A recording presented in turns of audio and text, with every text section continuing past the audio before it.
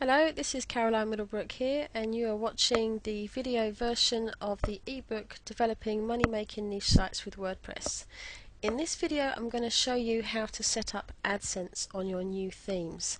Now this is theme specific, so it's going to be different depending on what kind of theme you're using. The first ones I'm going to show you how to do are Mark Mason's speciality themes.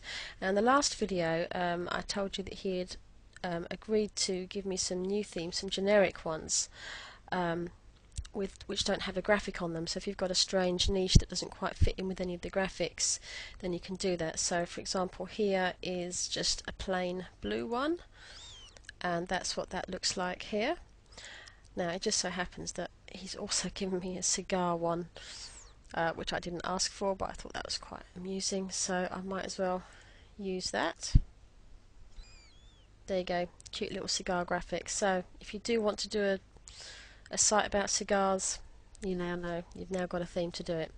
Now the way to set up Adsense is you actually have to go into your theme editor and muck around with some of the files, but don't worry, it's very easy and there's not very much to change.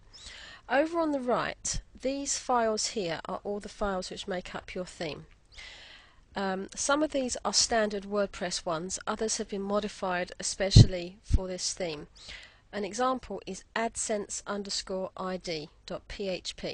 This is specific to Mark Mason's themes, and it's done to make it very easy to put your own ID in. We've got three variables here. So we've got your add client, which is the pub with a dash and the number. You get this from your Google AdSense account. Now this presumably is Mark Mason's one, so you need to just edit this and replace it with your own. I'm not going to do that here, I'm just showing you where to go. You can also put in an ad channel, which is a feature of AdSense that I don't particularly use, but you can just delete that line if you don't want to. And here we've got add test on. It says to remove this line. With that line in there, it's just a test.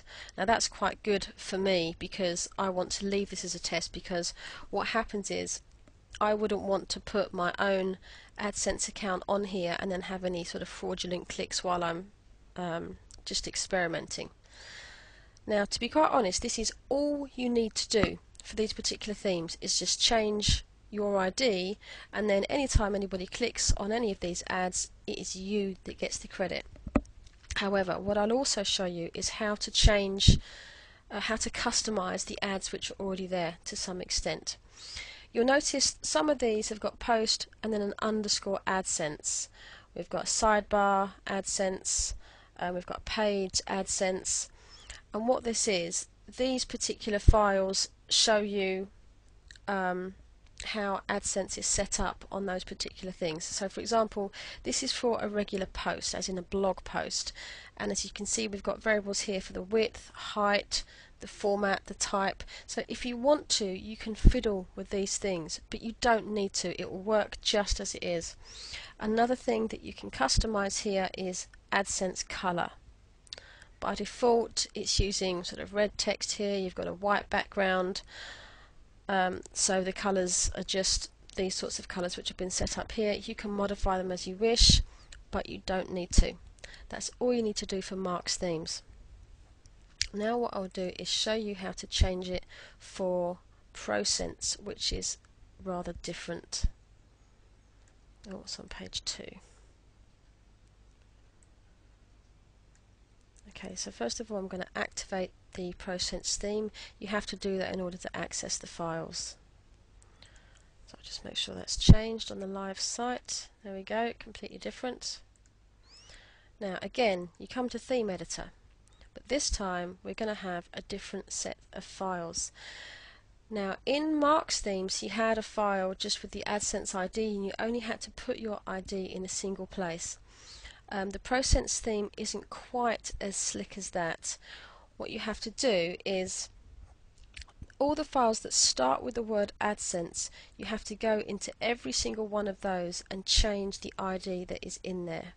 So if I just click on one of them, again we've got this same variable, Google Ad Client, with that publisher number. You've also got the other details such as the height and width. So you will need to replace this number. This is the crucial number here. And we've got Adsense for a single post at the bottom, and you'd need to go through every one of those files, all of these Adsense files, and change them individually. And that's it. That is all you need to do to set up Adsense for either of those two themes.